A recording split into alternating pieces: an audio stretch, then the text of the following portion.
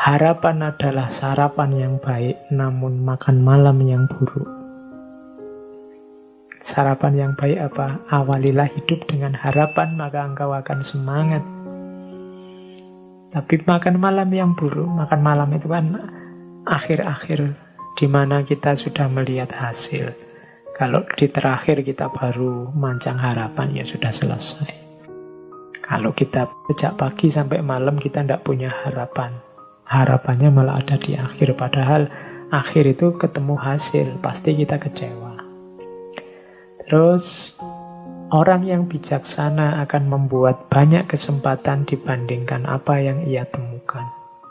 Orang pinter itu ketika dia mengalami satu peristiwa atau memahami sesuatu, itu bisa melahirkan banyak hal, bisa memunculkan beberapa kemungkinan baru di kepalanya. Orang semacam ini adalah wise man, orang bijaksana, orang pintar.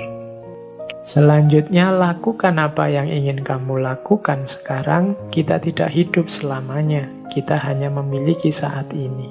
Jadi, kebaikan apapun, kebenaran apapun, keindahan apapun yang ingin kita wujudkan, ayo diwujudkan sekarang. Menunggu apa lagi? Tidak ada jaminan usia kita masih panjang. Begin doing what you want to do now. We are not living in eternity. We have only this moment. Ini katanya Francis Bacon. Nah, ini ada yang unik.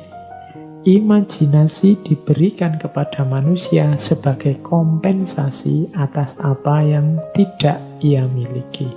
Dan sense of humor sebagai penghibur atas apa yang ia miliki.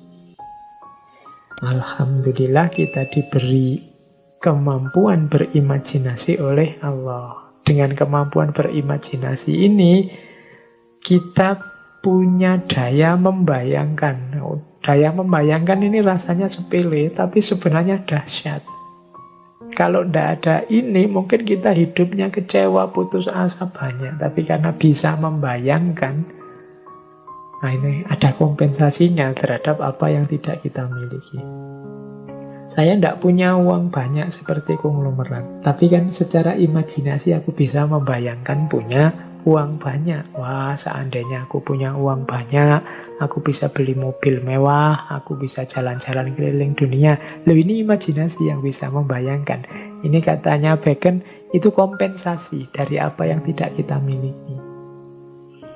Nah, makanya orang yang tidak bisa berimajinasi itu malang sekali dia, karena membayangkan saja tidak mampu, tidak bisa.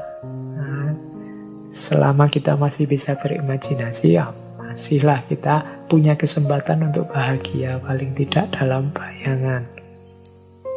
Tidak punya uang banyak, kuliah tidak lulus-lulus, ya dibayangkan seandainya nanti aku lulus cum laude, alangkah bahagianya. Loh, itu kan kompensasi, meskipun sebentar.